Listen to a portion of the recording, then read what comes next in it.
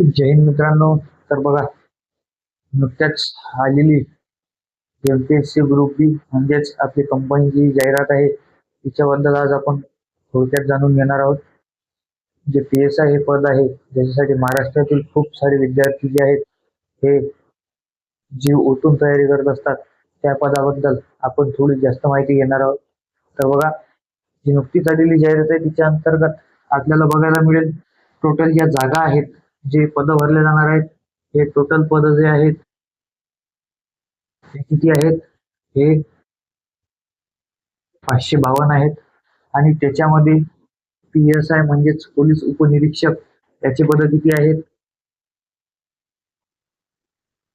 P S I चे पद हे जे आहेत हे 310 पद जे आहेत हे भरल्या जाणार आहेत. तर याच्यासाठी तुमची शैक्षणिक पात्रता काय असणार आहे?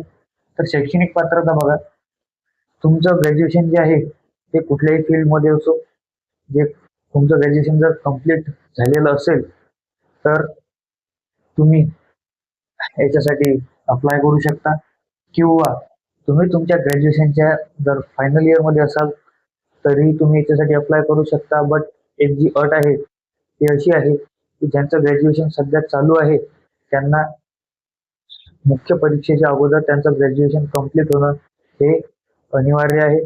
त्याच्यामध्ये तुमचं ग्रॅज्युएशन जेव्हा कम्प्लीट होईल त्यावेळेस तुमचा कुठलाही बॅकलॉग नसायला हवा, म्हणजेच एक विषय राहिला, दोन विषय राहिला असं व्हायला नको. तर बघा,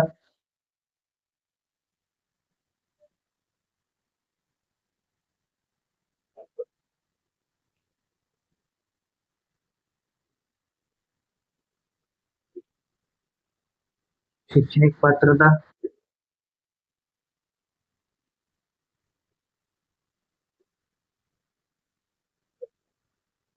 पदवीधर,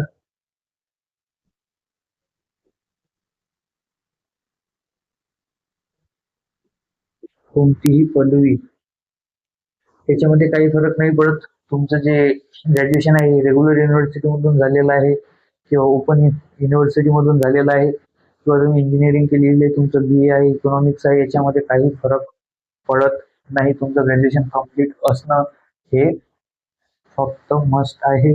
आणि याच्यामध्ये दुसरं तुम्ही लक्षात ठेवा,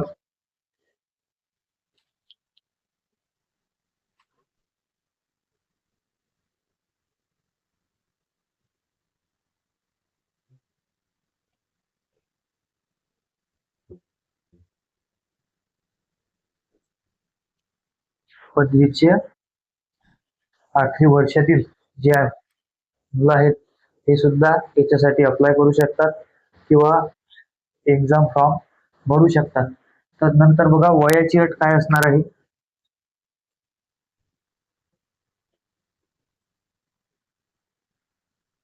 वयाची अट जी आहे ही 19 ते 38 वर्ष आहे. 38 वर्ष जे आहे ते कशी असणार आहे? त्याच्यामध्ये तुमचं जे ओबीसी असाल, तुमचं 3 वर्षाचं, एस सी एस टी असाल 5 वर्षाचं, अशा प्रकारे जे आरक्षणानुसार तुम्हाला जे वयोमर्यादेमध्ये सूट मिळते त्यानुसार ते आहे. तर नंतर बघा,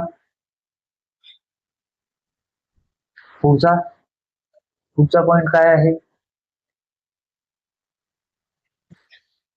तर याची फी किती असणार आहे? तर जो तुम्हाला फॉर्म अप्लाय करायचा आहे त्याच्यासाठी तुमची फी जी आहे हे जे ओपन प्रवर्गाचे मुलं आहेत त्यांच्यासाठी 450 रुपये असणार आहे. आणि जे एस सी एस टी किंवा महिला प्रवर्ग आहे त्याच्यासाठी जी फी आहे हे आपल्याला बघायला मिळेल 350 रुपये असणार आहे.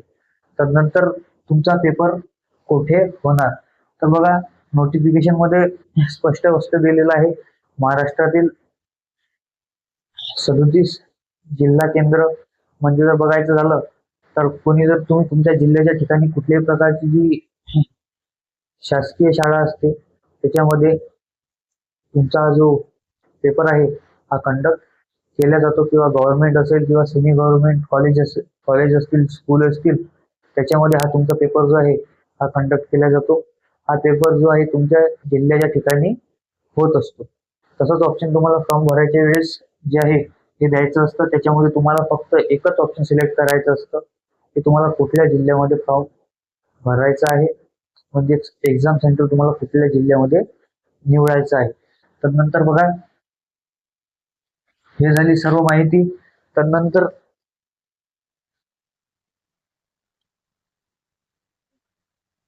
आपण जे PSI पद आहे त्याच्या जे शारीरिक मोजमाप आहे त्याच्यामध्ये काय असणार आहे, तर मुलांसाठी बघा 165 सेंटीमीटर हाईट जी आहे ही असायला हवी.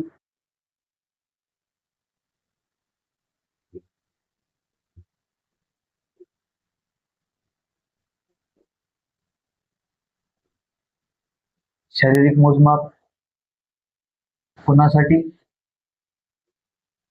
मुलं, तर बघा मुलांसाठी 165 cm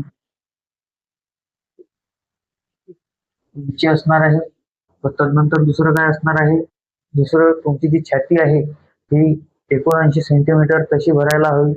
आणि फुगून म्हणजे छातीमध्ये हवा भरून तुमची छाती जी आहे हे किती भरायला हवी, हे 5 सेंटीमीटर फुगायला हवी. म्हणजे जवळपास जवळपास तुमची छाती जी आहे ते 85 सेंटीमीटर भरायला पाहिजे.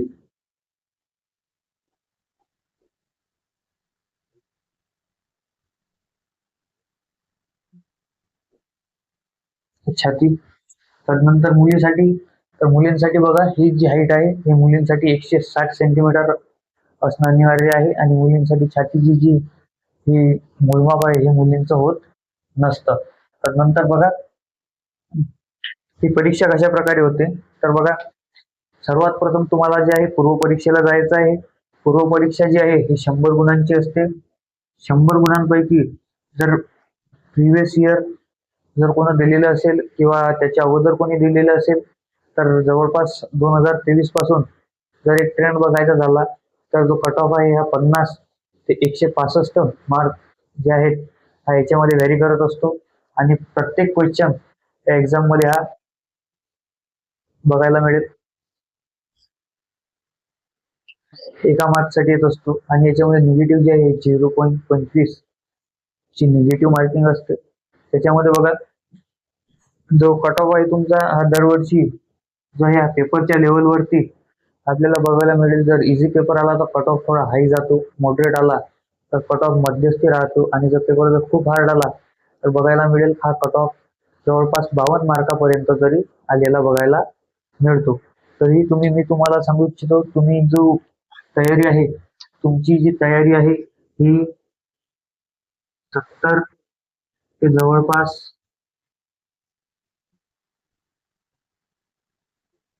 75 मार्कची जी आहे जी आपल्याला म्हणता येईल पूर्व परीक्षा किंवा प्री एक्झाम क्वालिफाय करण्यासाठी असायला हवी.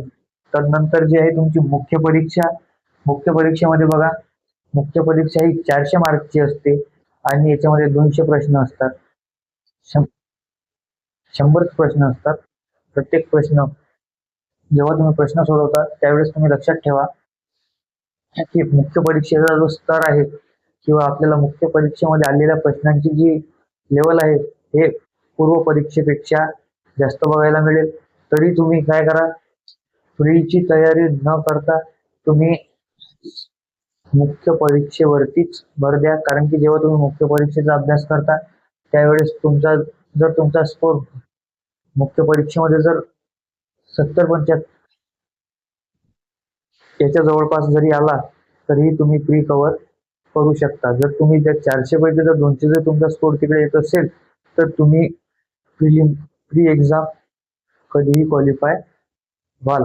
तर नंतर काय होतं, पहिलं आता बघा तुमची पहिले प्री झाली, मग मेन्स झाली, म्हणजे पूर्व परीक्षा झाली, मुख्य परीक्षा झाली. तदनंतर काय तर तुमचं ग्राउंड असणार आहे. ग्राउंड आता क्वालिफाय झालेला आहे. नाहीतर 2023च्या अगोदर ग्राउंड मध्ये तुम्हाला बघायला मिळेल की ग्राउंडचे मार्क सुद्धा त्याच्यामध्ये ऍड व्हायचे. ग्राउंड मध्ये काय, तुम्ही ज्यावेळेस ग्राउंडला जाता त्यावेळेस तुमचं गेल्याबरोबर सर्वात पहिले शारीरिक मोजमाप होतं. तुमची हाईट 165 सेंटीमीटर भरते का हे बघितलं जातं. तुमची चेस्ट बघितल्या जाते. त्यानंतर तुमचं ग्राउंड होतं.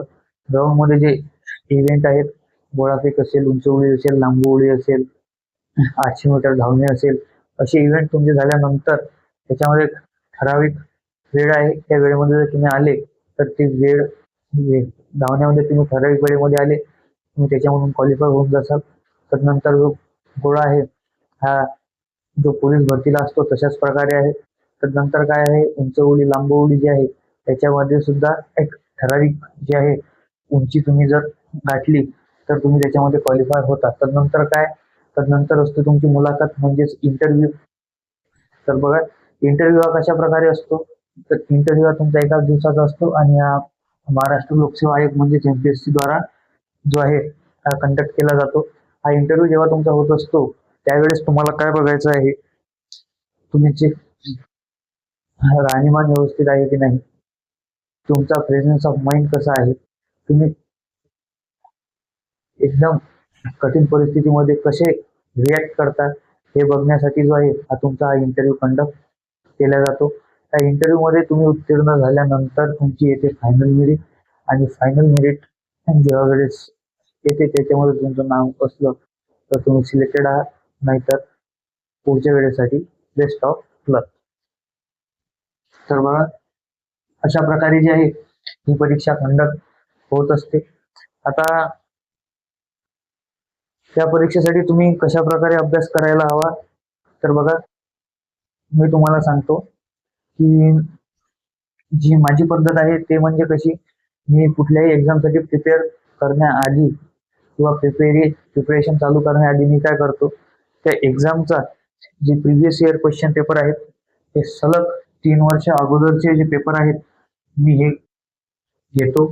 ते सलग 3 वर्ष अगोदरचे पेपर घेतल्यानंतर काय करतो, तर ते 3 वर्ष अगोदरचे पेपर घेतल्यानंतर मी त्याच्यामध्ये बघतो की मी ते पेपर सॉल्व्ह करतो. सॉल्व्ह केल्यानंतर मी माझी मार्क्स काढतो. आणि असं नाही की मी एका पेपरमधले मार्क्स काढतो, मी तिन्ही पेपरमधले मार्क्स काढतो आणि त्यानंतर बघतो की माझे मार्क्स किती येत आहेत. सपोज जर आता ही जी 100 मार्काची जी परीक्षा आहे तर त्याच्यामध्ये मी बघतो, मी ते 3 वर्षाचे पेपर देतो आणि पहिल्या याच्यामध्ये समजा माझे 50 आले, दुसऱ्या याच्यामध्ये 54 आले आणि तिसऱ्या याच्यामध्ये जर बघायचं झालं तर 45च आले, तर मी काय करतो, मी माझा जो लोएस्ट स्कोर आहे हा जो आहे हा माझा स्कोर म्हणून ग्राह्य धरतो. कारण की काय होतं, जर हा पेपर एकदम हार्ड आहे आणि जर या वर्षी जर पेपर हार्ड आला, ज्या वर्षी आपण एक्झाम देत आहोत त्या वर्षीचा काय करायचं, तर तोच विचार करून मी काय करतो की जो माझा लोएस्ट स्कोर ज्या वर्षीचा येतो किंवा ज्या वर्षीच्या एक्झाम मध्ये येतो तो मी माझा जो स्कोर आहे रॉ स्कोर हा ग्राह्य धरतो. तदनंतर काय करतो, तदनंतर मी तिन्ही पेपर मधले जे कॉमन टॉपिक्स आहेत हे काढतो. हे कॉमन टॉपिक्स काढल्यानंतर मी बघतो अजून 2 वर्ष मागील 2 वर्ष मागील जे पेपर घेतो, म्हणजे टोटल 5 वर्ष मागचे पेपर जे आहेत ते घेतो आणि चेक करतो की म्हणजे 3 वर्षाच्या पेपरामधील जे पॉईंट आहेत ते त्या मागच्या 2 वर्षामध्येही त्या पेपरामध्ये होते का.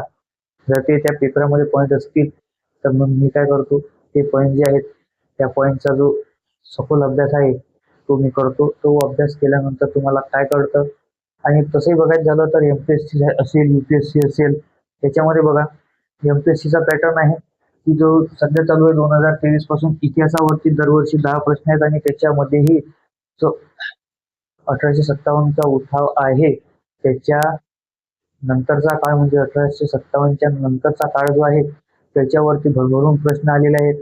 महाराष्ट्रातील समाज सुधारक असतील किंवा जे मोठे व्यक्तिमत्व होऊन गेलेले आहेत त्यांच्यावरती जास्त प्रश्न आहेत. मी त्याच्यावरती हे मी तुम्हाला तुमच्याच एक्झाम बद्दल सांगत आहे, PSI एक्झाम बद्दल म्हणजेच कंबाईन बद्दल. तर बघा, कंबाईन मध्ये बघा तुम्ही नदी प्रणालीवरती दरवर्षी तुम्हाला एक प्रश्न बघायला मिळेल. इतिहासामध्ये जो आधुनिक इतिहास आहे याच्यावरती तुम्हाला भरभरून प्रश्न बघायला मिळतील. जवळपास 7 ते 8 प्रश्न जे आहेत ते तुम्हाला आधुनिक इतिहासावरतीच बघायला मिळतील. आणि तसंच बघायचं झालं तर पॉलिटीमध्ये तुम्हाला कुठल्या ना कुठल्या ज्या कलमा आहेत याच्याबद्दल विचारल्याच जातं.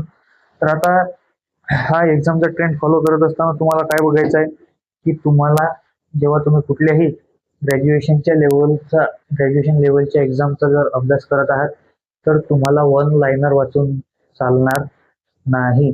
तुम्हाला जे आहे त्या एक्झामसाठी एक स्वतंत्र बुक असणं हे मस्ट आहे. त्याच्यामध्ये तुम्ही बघा, क्वालिटीसाठी तुम्हाला जर एम लक्ष्मीकांत जर बघायचं असेल तर ते घ्या. भूगोलासाठी मी तुम्हाला ए बी चौधरी सरांचं जे पुस्तक आहे ते रेफर करायला सांगेल.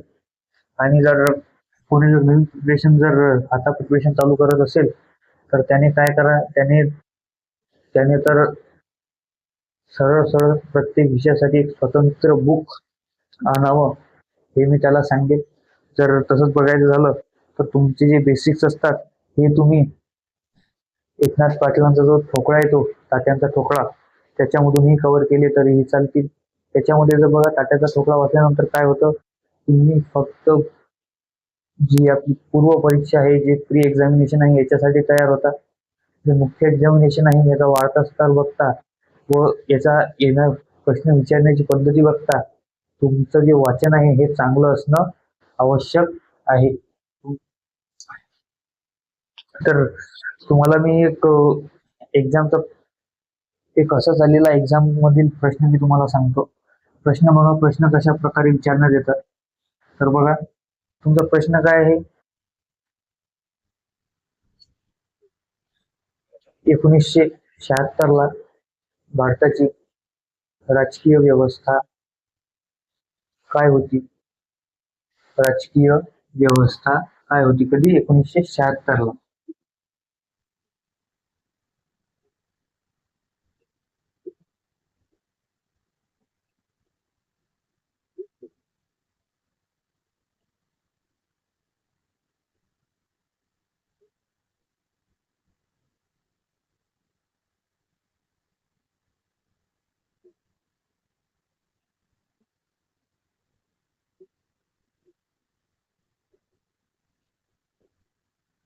राजकीय ओळख काय होती, तुमचं ऑप्शन ए असणार आहे.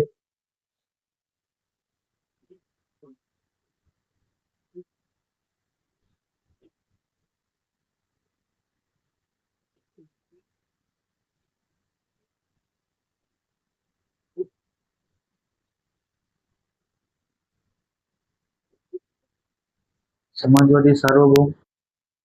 ऑप्शन बी, समाजवादी.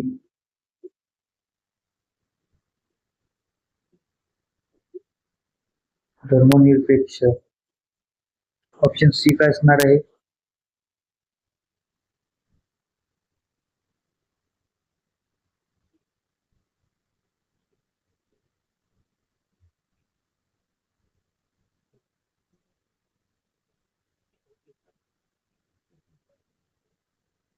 धर्मनिरपेक्ष.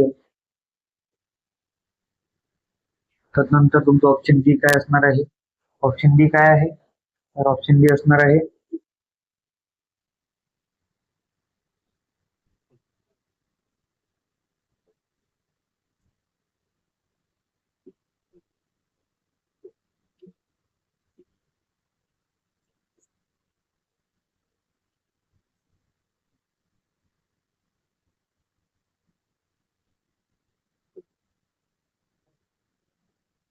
धर्मनिरपेक्ष.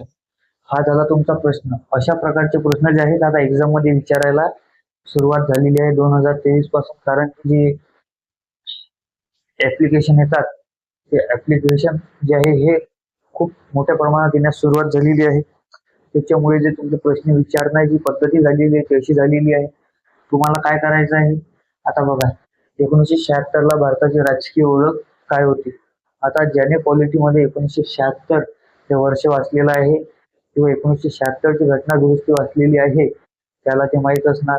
नाहीतर काही लोकांचं काय, 1976च्या घटना दुरुस्तीला काय म्हणतात, छोटे संविधान म्हणतात. विषय खलास. खलास आहे तुमचं, डुबले तुम्ही.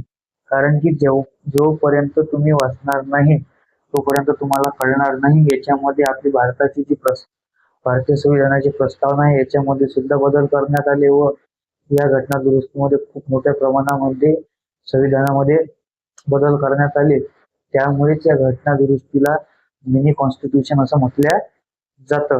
हे तुम्हाला त्या सर्व दुरुस्त्या तुम्हाला माहित असणं आवश्यक आहे, त्यांच्याबद्दल सखोल माहित असणं आवश्यक आहे. तर बघा, अशा प्रकारचे जे प्रश्न आहेत ते तुम्हाला विचारण्यात येत असतात. आता तुम्हाला जे सरळ सरळ प्रश्न आहेत ते बघायला मिळत नाहीत.